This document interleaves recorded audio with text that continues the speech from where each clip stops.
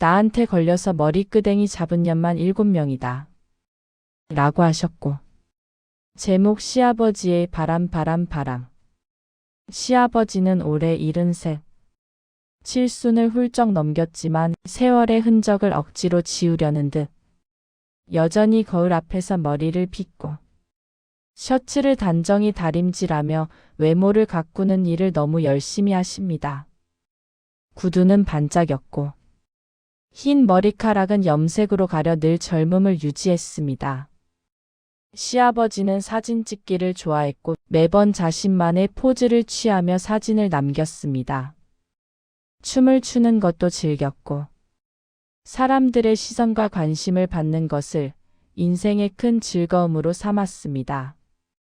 시아버지의 삶은 한마디로 바람이었습니다. 젊은 시절부터 여자를 쫓았고 늘 아내보다는 다른 여자들을 챙기며 살기에 바빴습니다.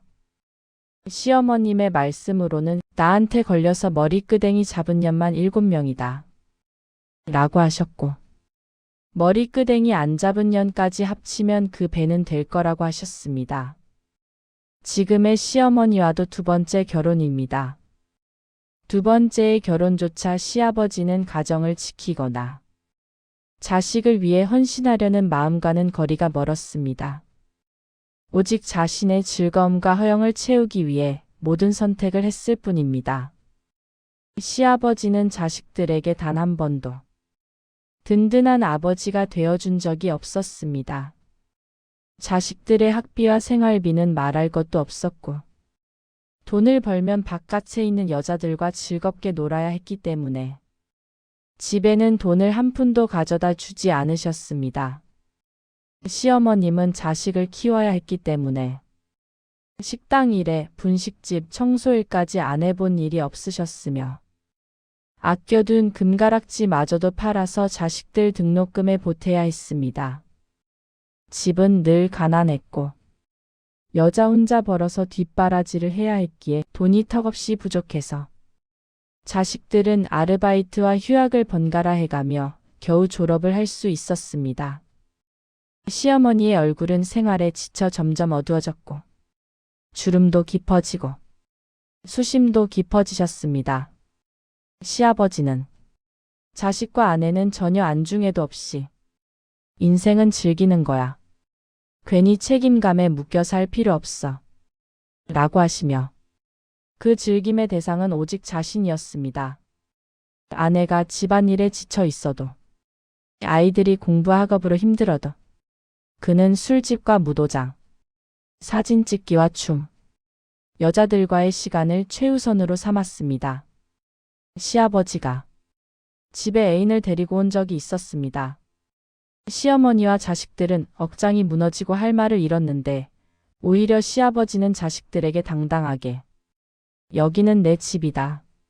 나가고 싶으면 너희들이 나가라 라고 하시며 뻔뻔하게 말씀하셔서 말도 안 통하니 가족들의 눈물과 고통은 이루 말할 수 없었고 그의 인생에서 가족은 배려 대상이 아니었습니다. 남편은 어린 시절부터 아버지에게 용돈 한 번 제대로 받아본 적이 없었습니다. 학교 앞에서 친구들이 아버지를 자랑할 때 막내 아들이었던 남편은 아버지에 대해 창피함과 분노만 느꼈다고 했습니다. 그의 삶 속에서 가족은 늘 주변 풍경처럼 존재했습니다. 식탁 위에 밥이 있어도 손주들이 뛰어놀아도 시아버지는 관심을 주지 않았습니다. 오직 자신이 즐길 수 있는 순간만을 쫓았습니다. 세월이 흐르면서 자식들은 점점 아버지를 피하게 되었습니다. 시아버지가 집에 불쑥 찾아와 술에 취해 떠들면 남편은 방문을 잠그고 나가지 않았습니다. 시누이는 아버지의 전화를 받지 않았고 시아버지는 가족 모임에도 초대되지 않았습니다. 아버지 같은 사람은 이제 내 인생에 필요 없어. 평생 자기밖에 모르는 이기적인 사람을 우리가 자식이라는 것 때문에 왜 걱정해야 해?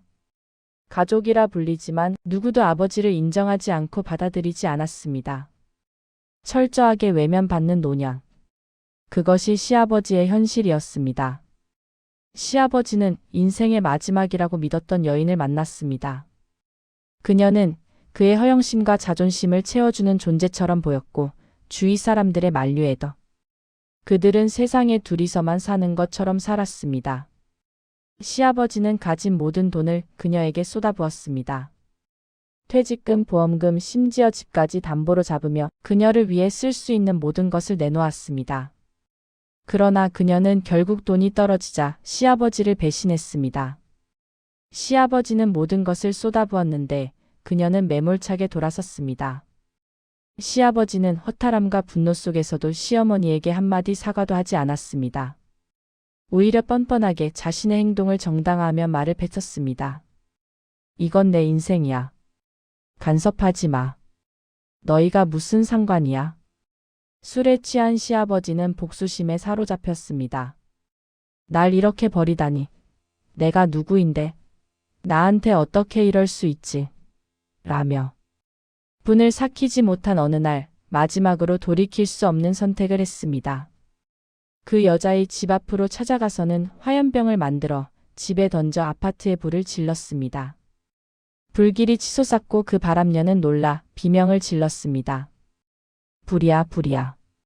순식간에 경찰이 출동했고 시아버지는 방화범으로 체포되었습니다.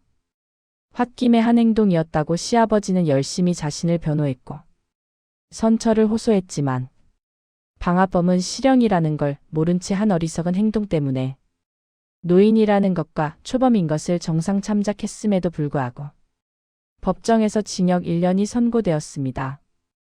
법은 그의 편이 아니었습니다. 감옥에서의 생활은 나이 많은 노인에게는 혹독했습니다.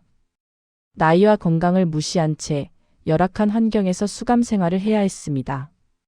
건강은 급격히 악화되었고 결국 얼굴이 일부가 마비되어 일그러지는 불행한 결과까지 맞게 되었습니다. 웃을 수도, 제대로 먹을 수도, 예전처럼 춤추거나 사진을 찍을 수도 없는 현실이 되었습니다. 춤과 사진으로 자신을 과시하던 그는 이제 초라한 수인복을 입고 철창 안에 앉아 있습니다.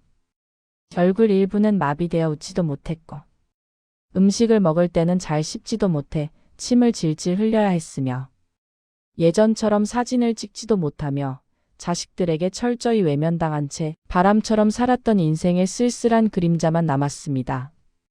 거울 속 자신의 얼굴은 과거의 자신과 너무도 달랐습니다. 젊고 활기차던 시절과 여자들에게 인기 있던 얼굴은 사라지고 없었고 이젠 늙고 병들고 허물어진 늙은 얼굴만 남았습니다. 시아버지의 모습에서 젊었을 때의 허영과 욕망은 무의미해졌습니다. 출소 후에도 자식들은 그를 받아주지 않았습니다. 하지만 시어머니는 그래도 연민의 정이 남아 있었는지 그런 모습의 남편을 다시 받아주셨습니다. 수척해진 외모에서 예전의 모습은 찾아볼 수 없었고 그가 그토록 사랑했던 젊은 날의 연애의 즐거움은 이제 아무 소용이 없었습니다. 후회로 남은 늙은 삶이 그를 맞이했습니다. 홀로 앉아 창살 너머 세상을 바라보는 그의 눈에는 한때의 허영과 즐거움이 모두 사라지고 남은 것은 무력감과 후회뿐이었습니다. 시아버지의 삶은 바람 그 자체였습니다. 여자와의 바람, 가족을 외면한 바람, 자기만을 위한 바람. 그러나 결국 그 바람의 끝은 배신으로 인한 분노의 불길로 변해 그의 인생을 송두리째 태워버렸습니다. 그의 이야기는 허영과 방탕, 배신과 분노, 외면과 고립 속에서 끝났습니다. 내 아버지는 우리를 위해 산 적이 없었어. 늘 자기 즐거움만 찾으셨으니까. 젊음과 잘생긴 외모를 붙잡고 춤과 사진으로 자신을 과시하던 그는 이제는 얼굴 일부는 마비되어 웃지도 못하고 사진을 찍지도 못하며 자식들에게 철저히 외면당한 채 바람처럼 살았던 인생의 쓸쓸한 그림자만 남았습니다. 사랑을 쫓아 지독하게 이기적으로 살았던 그의 삶이 남긴 최후의 모습은 가족들에게 죄인으로 남은 쓸쓸한 노년뿐이었습니다. 인생은 길지 않습니다. 그러나 그 짧은 길 위에서 어떤 선택을 하느냐에 따라 한 사람의 삶은 천국이 되기도 하고 지옥이 되기도 합니다. 73세 시아버지의 삶은 화려한 듯 보였지만 그 속을 들여다보면 공허뿐이었습니다. 아내에게 미안하다는 말 한마디 없었고, 자식들에게 진심 어린 사과도 없었습니다. 감옥에서 나온 뒤 찾아온 병마는 어쩌면 인생이 그에게 내린 마지막 심판이었을 것입니다. 얼굴이 마비되어 더 이상 춤출 수도, 웃을 수도 없게 되었을 때 그는 처음으로 삶의 허망함을 느꼈을 것입니다. 그리고 가족의 소중함을 깨달았을 때 이미 자식들은 그의 곁을 떠났고 아내는 차가운 눈빛이 되어 결국 그는 누구에게도 기대지 못한 채 홀로 남겨진 것처럼 외로운 인생이 되었습니다. 우리는 그의 이야기를 통해 묻게 됩니다.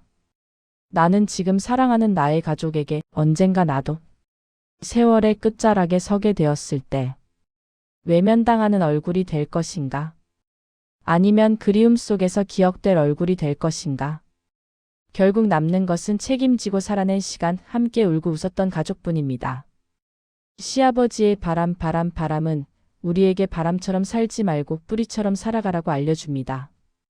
지금 살고 계시는 여러분은 행복하시지요?